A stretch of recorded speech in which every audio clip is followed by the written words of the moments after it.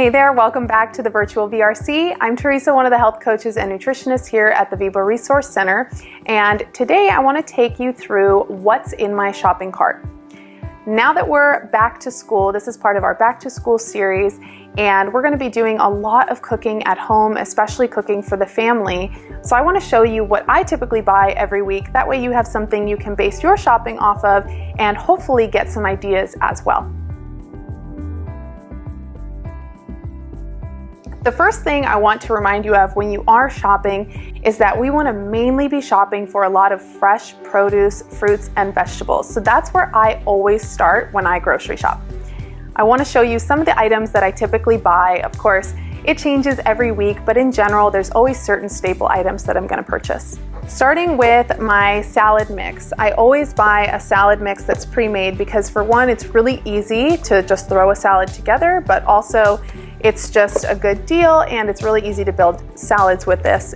It's also another way to easily get a lot of volume into your diet of leafy green vegetables. When I buy my salad, I also always buy broccoli slaw.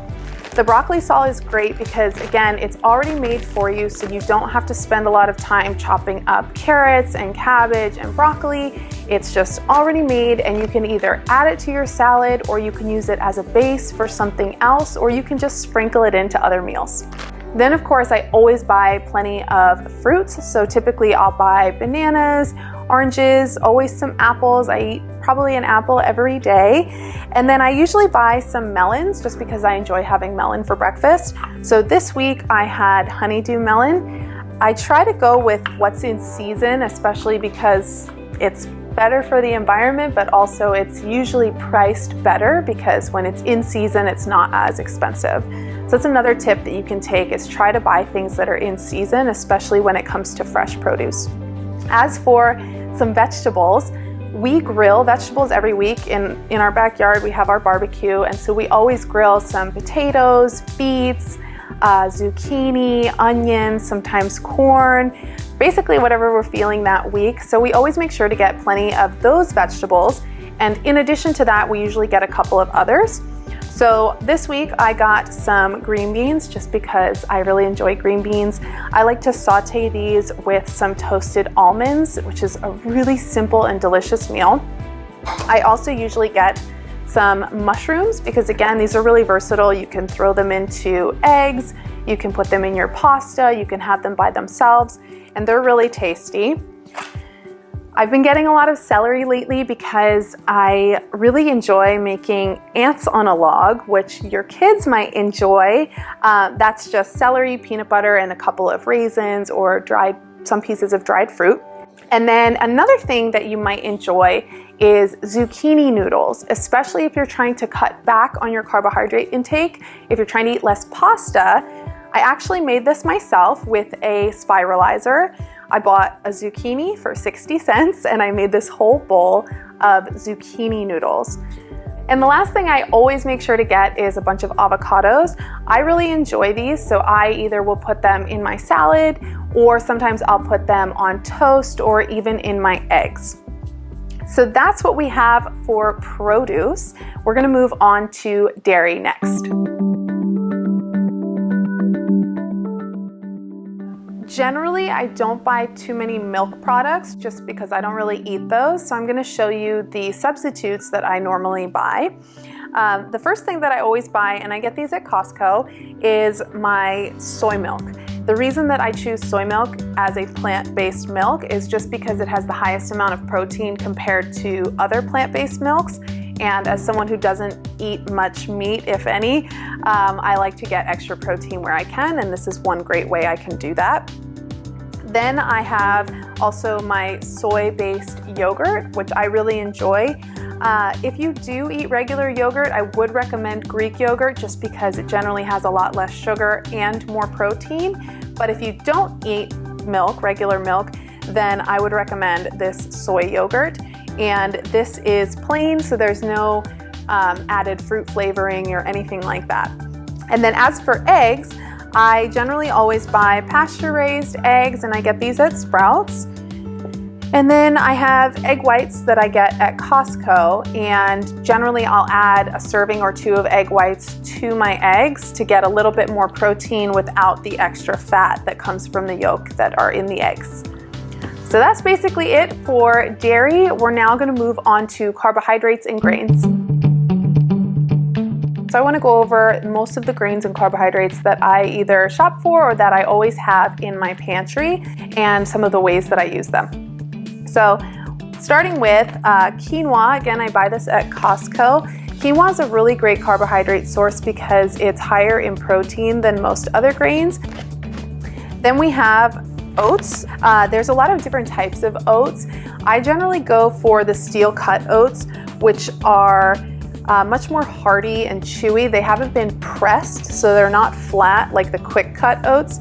And then these are kind of an in between. I wouldn't quite call them rolled oats, but they're somewhere in between the two, and I've got these at Costco as well. Then we have rice, of course, which is a staple for a lot of us. If you are eating rice, I would just recommend that you go for the brown rice just because it is more nutritious. It's also going to be broken down more slowly in your system. Moving on to pasta. We generally always have two types of pasta in our house. My husband really enjoys regular pasta, so I'll buy him this one, which is whole wheat versus a chickpea pasta. But if you are going to be buying pasta, I would absolutely recommend that you go for 100% whole wheat, just because it's going to have more protein and more fiber in it. If you want to try something slightly different, you can try the chickpea pasta, which has even more protein and more fiber. Another carb that I've been eating lately is barley. This is something I haven't had in a really long time, but one of the ways that I recently used this was just throwing it into the crock pot with a bunch of veggies, and I basically made a veggie stew with barley, and it just tasted really great. It's chewy and it's dense, and I really enjoy that. This is polenta. So this is already pre-made. You can buy this just as cornmeal and make your own, but again, for convenience, especially if we're cooking for other people or if we're pressed for time, these pre-made polenta rolls are really great. And surprisingly, you can eat a lot of this for not many carbs or calories. It's 70 calories per serving, and it has 5 servings. So you could easily eat like half of this as one carbohydrate serving for your meal, and it's really not that high in calories. And then the last one, last but not least, if I'm going to buy bread, I don't buy bread very often, but if I do, I always make sure that I get sprouted grain bread. The reason for that is because the grains are sprouted, they're actually more bioavailable to your body. So that just means basically your body can utilize those nutrients even better and get a lot more out of it. And it's also not refined like a lot of the breads, the white breads especially, that you see out there. So this brand, Ezekiel, is a really popular one, but of course there are many others. And if you are looking for this, double check in the refrigerated section, because usually these breads do have to be refrigerated. So now that we've covered carbohydrates, we're gonna move on to our meats and meat alternatives. So as I mentioned before, I don't actually eat that much actual meat. If I do, it's mainly just chicken. But there are a lot of meat substitutes that I purchase because they give me a lot of protein. They kind of play that role of the meat source in my meals, and they also taste really good. So I want to show you a couple of those, and maybe you can give them a try. The first one is called seitan, and this kind of goes hand in hand with this ingredient called vital wheat gluten. Generally, I make my own seitan just because I like to know exactly what's going into it. That way it doesn't have too much salt, things like that. Because again, packaged foods generally do have a lot of salt in them. So if you wanted to ever make your own, you would need to buy vital wheat gluten, which is a powdery substance. It's basically just gluten. And if you buy it pre-made, or once you make it yourself, it looks something like this. So these are chunks. This one's already made into chunks, and you can see it kind of looks like meat. The texture of it is pretty dense and chewy. I would compare it mostly to chicken. So again, this is seitan, and protein-wise, seitan has probably the highest out of any of the ones that I'm going to show you. Just for an example, a 2 ounce serving of this has 18 grams of protein, only 5 grams of carbs, and half a gram of fat. I also buy these soy crumbles, so these are made from soy, and I really like to use these as a ground beef replacement. So they are the same texture, the same size, consistency as ground beef, so I use this in things like pastas or tacos, anything like that. Then we have tofu, so I always buy tofu just because it is so versatile. It doesn't really have much flavor, so you can really do what you want with it.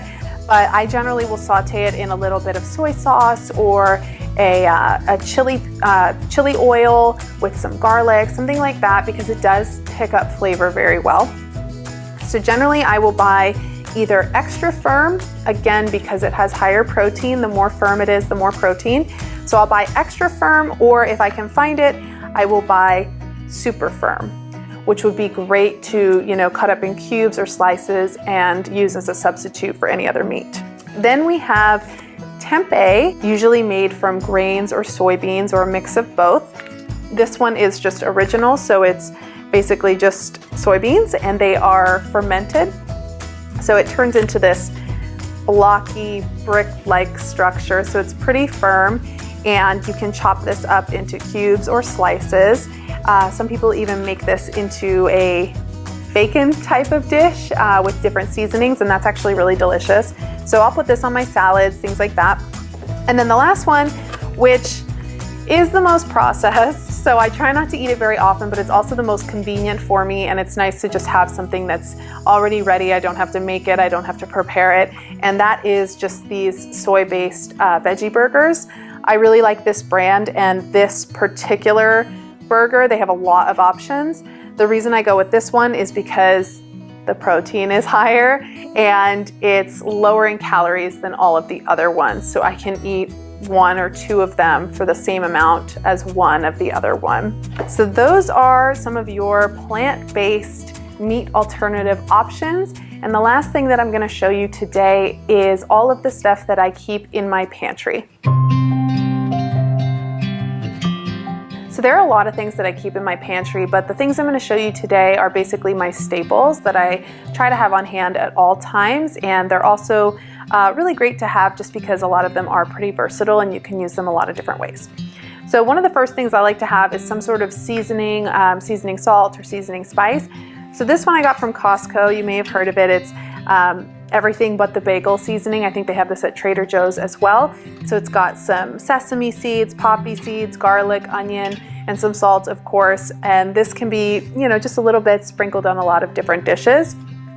I also keep low sodium veggie broth just because this is another way you can easily add some flavor to soups or rices, anything like that. You can just toss a cube in and get a little bit of that vegetable and salt flavor. Beans are always really great to have on hand, again, just because you can do a lot with them. I tend to have 2 to 3 types on hand at all time just because I use different beans for different things. But these are just kidney beans. Those are a pretty good one and they are high in protein. As for tomato type foods, I like to always have some salsa on hand. Of course, if you can make your own, even better, but if not, then this is just a really easy thing you can add to some fresh veggies as a dip. You can mix it in with your hummus, you can use it as a salad dressing, and it's very low in calories, and of course it's full of vegetables. When it comes to tomato sauce, this is actually a really important one to pay attention to because a lot of tomato sauces have a good amount of sugar added. You can look at the label and quickly look at how much sugar is added, which this one has 0 grams of added sugar, which is one of the reasons I chose it. And then again, looking at the ingredient list, hopefully it's high quality, mostly just vegetables and spices in here. So this brand I really like. They have really great tomato sauces. This is the O Organics brand. Then we always have nuts and nut butters. So peanut butter and almond butter are pretty much a staple for us. I got this one at Costco. It's a pretty good price there, especially if you are trying to shop for organic. So I just buy regular peanut butter there. And then we always have raw almonds. If you are buying nuts, I would recommend unsalted, just because, again, that's another way that a lot of salt can creep into your diet. So these are raw, unsalted, and I have this very adorable little container that is 1 ounce portion. So this here is actually 1 serving of almonds, and I like this because it's really easy portion control. Then we have the crunchy stuff. So I don't know about you, but I really like crunchy snacks, and one of my all-time favorites are corn cakes. I used to be a rice cake person, but then I discovered these, and they are 100 times better in my opinion. So it's basically like popcorn, but just smushed into a cake shape. So we have, again, corn cakes, and these are unsalted. And then I always get pretzels because I just love pretzels. And this container is actually another perfect size container for 1 portion of something like pretzels or crackers. So again, I always use this just because it's easy built-in portion control and I know how much I'm having. Then we have a bunch of seeds as well. So pepitas are just shelled pumpkin seeds. So the white pumpkin seeds you would see in a pumpkin. This is the inside of that, so you don't have to shell them. And seed-wise, these are actually one of the highest, if not the highest, in protein per serving. So I always get these and they taste really great. I put these in my yogurt with an apple. And then I generally will have chia seeds, which you can make a chia pudding. You can put these into oatmeal. You can add them to your drinks. And then flax seeds as well. These give a nice little nutty, toasty crunch to whatever food you want to put it on. And they are also pretty high in fiber. So again, you can sprinkle these onto your snacks. You can put them in smoothies or put them on your oatmeal. And like I said, I have a lot of other things in my pantry, but those are just some ideas to get you started as to what you can have in yours. I hope you enjoyed today's video, and in our next video, I'm going to show you how I use all of these items for some really easy back-to-school meal prep ideas. Thanks for watching today's video, and I'll see you soon.